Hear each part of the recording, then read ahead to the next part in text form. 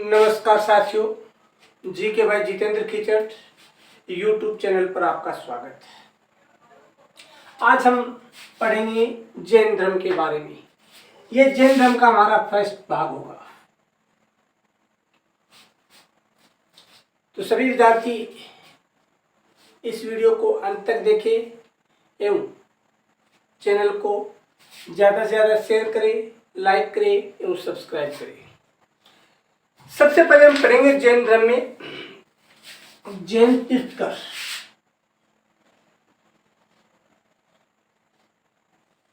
तीर्थकर क्या होते हैं? यानी जैन धर्म में उसके संस्थापक एवं जितेंद्रिय क्या होते हैं? अपनी इंद्रियों को वश में करने वाले, अपने इंद्रियों को वश में करने वाले तथा ज्ञान प्राप्त महात्माओं की उपाधि क्या है? यानी जैन धर्म के जो भिक्षु थे, जो महात्मा थे, उनकी उपाधि ही क्या है? तीर्थकर है। जैन धर्म में कुल कितने तीर्थकर हुए थे? जैन धर्म में 24 तीर्थकर हुए। कुल कितने? 24 तीर्थकर हुए। यानी जैन धर्म में कुल तीर्थकर कितने हैं? 24 तीर्थकर। नोट्स में आपको सभी 24 के नाम लिखाएंगे, लेकिन प्रमुख रूप से 3 तीर्थकर तो आपको याद रखनी ही है। प्रथम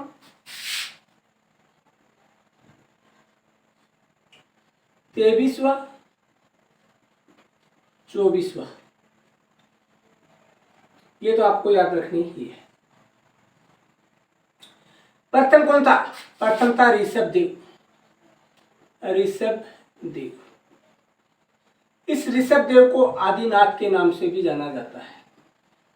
आदिनाथ के नाम से भी जाना जाता है। यानी जो ऋषभ देव है, इस ऋषभ देव को क्या है? आदिनाथ के नाम से भी जाना जाता है। 23वां तीर्थकर कौन था? 23वां तीर्थकर था पार्श्वनाथ, ये भी प्रमुख तीर्थकर था।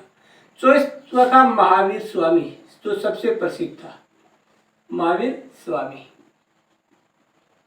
यानी प्रथम ऋषभ देव, दूसरा पार्श्वनाथ, 23वां पार्श्वनाथ, 24वां महावीर स्वामी। उसके बाद में एक 22वां है, वो भी हमको याद रखना। जो 22वां तीर्थकर है उसका नाम क्या है?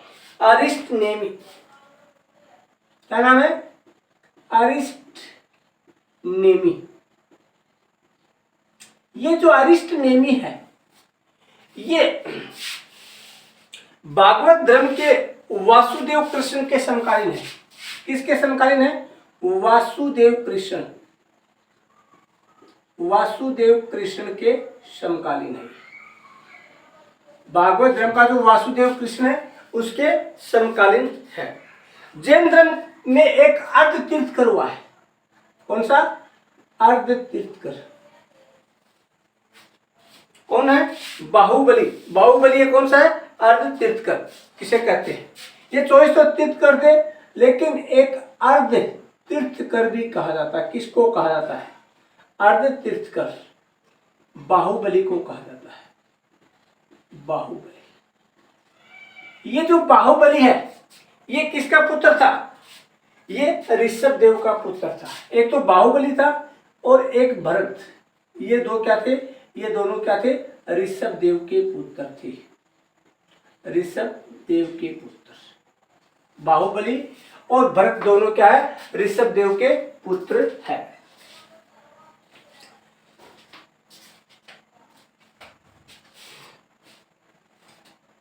उसके बाद में पढ़ेंगे हम पार्श्वनाथ।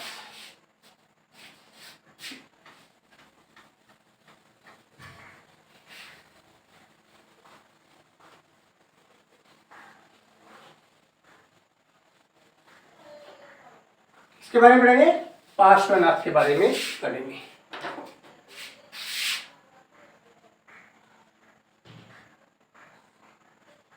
पार्श्वनाथ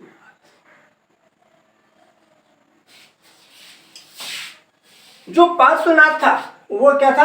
जैन धर्म का 23वां तीर्थकर है। 23वां तीर्थकर। इसका जन्म कब हुआ था? इसका जन्म 850 ईसा पूर्व में। कब हुआ था? 850 ईसा पूर्व में। और कहाँ हुआ था? वाराणसी में हुआ था। कहाँ हुआ था? वाराणसी में हुआ था। इसके माता पिता, माता और पिता, इसके माता पिता कौन थे? माता का नाम था महारानी वामा और पिता अश्वसेन थे। माता का नाम था महारानी वामा और पिता का नाम था अश्वसेन। जो ये अश्वसेन था ये कहाँ का शासक था? ये काशी का शासक था। काशी के किस कुल का शासक था? इक्ष्वाकु कुल का था। इक्ष्वाकु कुल का शासक था।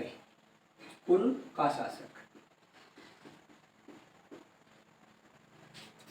यानी पार्श्वनाथ के पिता अश्वसेन काशी के इक्ष्वाकु कुल का शासक था।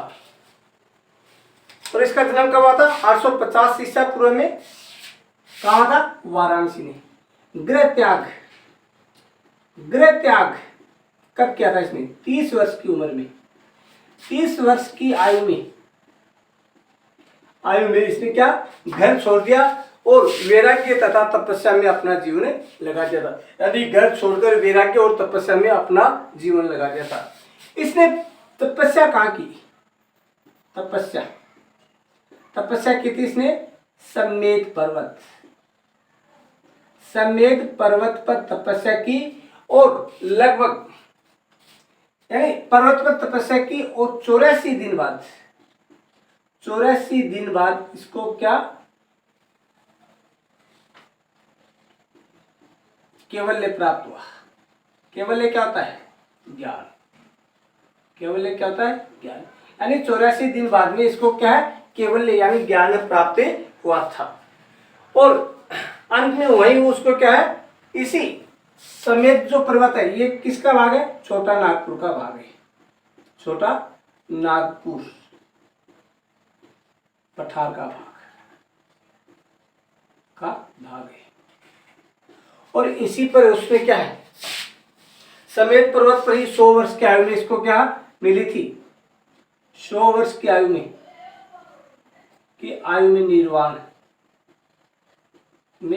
निर्वाण क्या होता है? निर्वाण होता है मोक्ष। निर्वाण मिला था। कहां पर? इस समेत पर्वत पर ही 100 वर्ष की आयु में इसको क्या मिला था? मोक्ष प्राप्ति हुई थी। इसके 4 प्रमुख उपदेश है। पार्श्वनाथ के क्या है? 4 प्रमुख उपदेश है। कौन कौन से 4 प्रमुख? पहला अहिंसा। पहला कौन सा है? अहिंसा। दूसरा अस्तेय। अस्तेय को दूसरा नाम क्या है? अस्तेय का असत्य। अस्तेय पहले, दूसरा असत्य, दूसरा सत्य। असत्य नहीं सत्य। और सत्य को क्या कहते हैं? पहला अहिंसा, दूसरा असत्य। सत्य को बोलते हैं अमृषा। तीसरा अस्त्य को बोलते हैं अचौर्य, चोरी न करना। और सत्य यानी सदा सत्य बोलना। अहिंसा यानी हिंसा नहीं करना। और चौथा है अपरिग्रह। चौथा क्या है? अपरिग्रह यानी आवश्यकता से ज्यादा संपत्ति इकट्ठा नहीं करना। जो पार्श्वनाथ है इसका प्रतीक क्या है? पार्श्वनाथ का प्रतीक, इसका प्रतीक है सर्प। पार्श्वनाथ का प्रतीक क्या है? पार्श्वनाथ का प्रतीक है सर्प। इनके जो अनुयायी थे, इनके अनुयायियों को क्या कहते थे?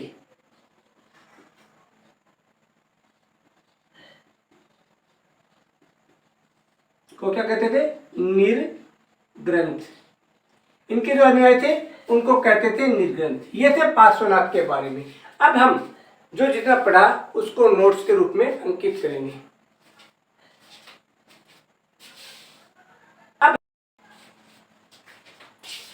जैन धर्म के तीर्थकर यानी जैन धर्म ने उसके संस्थापक एवं जितेंद्रिय तथा ज्ञान प्राप्त महात्माओं की उपाधि उसको क्या बोलते हैं?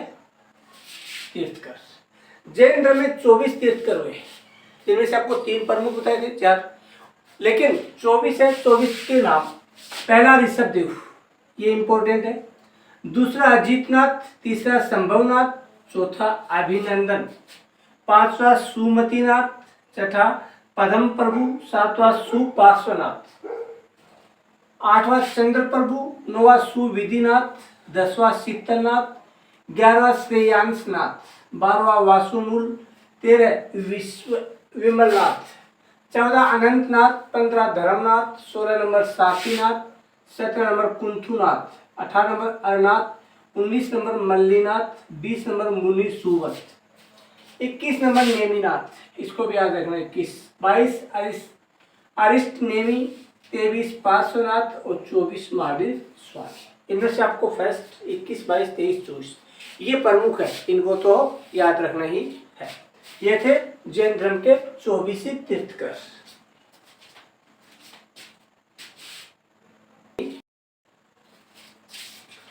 जैन धर्म के अर्ध तीर्थकर यानी जैन धर्म में अर्ध तीर्थकर किसे कहा जाता है? जो बाहुबली है उसको क्या कहा जाता है? अर्ध तीर्थकर। जो पहले तीर्थकर हुए थे ऋषभदेव, उसके 2 पुत्र थे। पहला पुत्र का नाम था भरत और जो दूसरा पुत्र था उसका नाम था बाहुबली। पहले का नाम भरत, दूसरे का बाहुबली।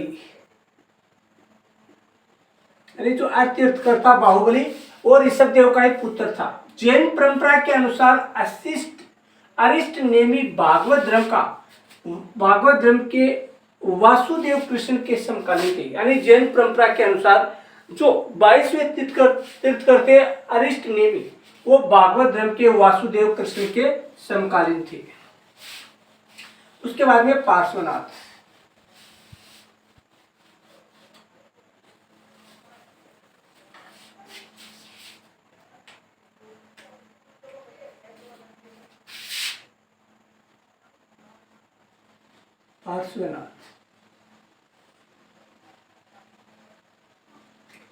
पार्श्वनाथ का जन्म पिता, माता, यानी इसका जन्म कब वह कहाँ हुआ था? ये जैन धर्म के 23वें तीर्थकर थे।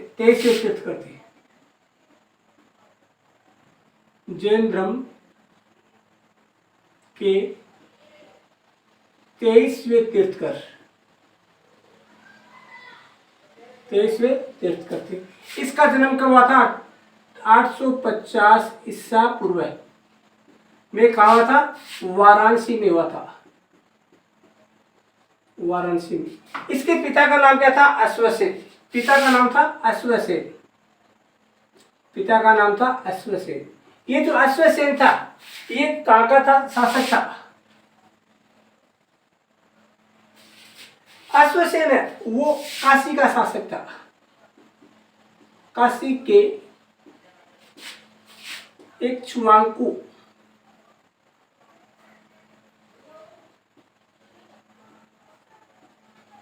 कुल का शासक है। कुल का शासक। इसकी माता का नाम था क्या था?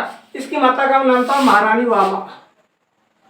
महारानी वामा इसकी माता का नाम था।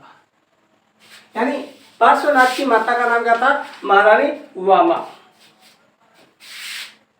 उसके बाद में गृह त्याग।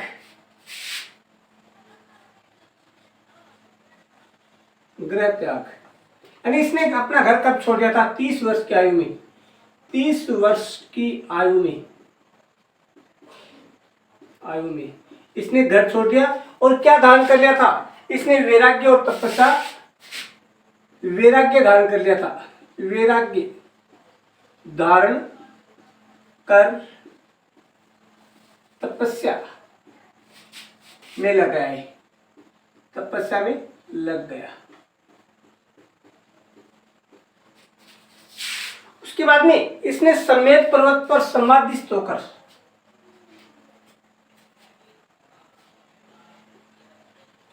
समेत पर्वत पर समाधिस्थ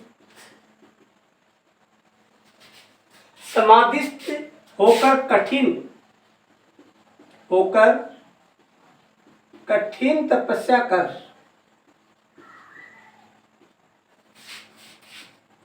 तपस्या कर, यानी समेत पर्वत पर इसने क्या कठिन तपस्या कर, तपस्या कर 84वें दिन, 84वें दिन इन्हें केवल्य की प्राप्ति हुई। 84वें दिन इन्हें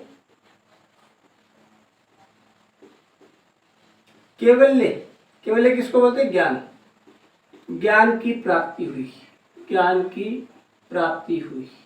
यानी जब तपस्या शुरू की उसके 84वें दिन बाद में उसको क्या ज्ञान प्राप्त हुआ था। और कहा हुआ था? समेध पर्वत पर।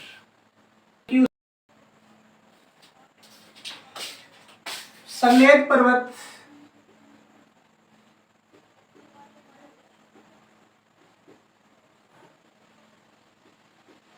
छोटा नागपुर, छोटा नागपुर पठार पर स्थित है, पठार पर स्थित है।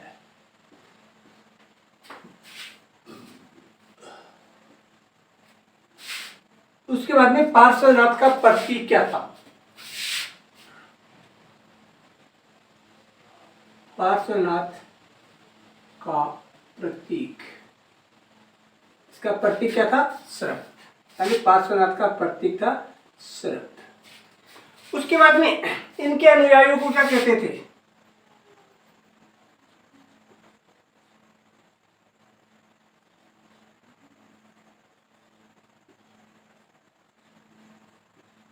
इनके जो अनुयायी थे उनको क्या कहते थे? निर्ग्रंथ। इनके जो अनुयायी थे उनको क्या बोलते थे? निर्ग्रंथ बोलते थे। उसके बाद में निर्वाण, निर्वाण, निर्वाण कहाँ प्राप्त हुआ था? समेध पर्वत पर। कहाँ प्राप्त हुआ था? समेध पर्वत, पर्वत पर 100 वर्ष की आयु में, 100 वर्ष की आयु में, समेध पर्वत पर 100 वर्ष की आयु में इसको क्या है? निर्वाण प्राप्त हुआ था। उसके बाद में पार्श्वनाथ के उपदेश, इसके 4 प्रमुख उपदेश थे।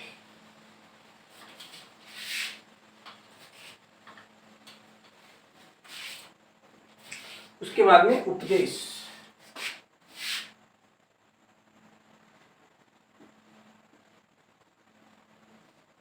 चार प्रमुख उपदेश थे। पहला था अहिंसा, दूसरा था सत्य, सत्य को क्या बोलते हैं? अमृषा। तीसरा अस्त्य या अचौर्य, अचौर्य यानी चोरी न करना, अचौर्य। चौथा अप्रिग्रह, अप्रिग्रह। ये इनके 4 प्रमुख उपदेश थे।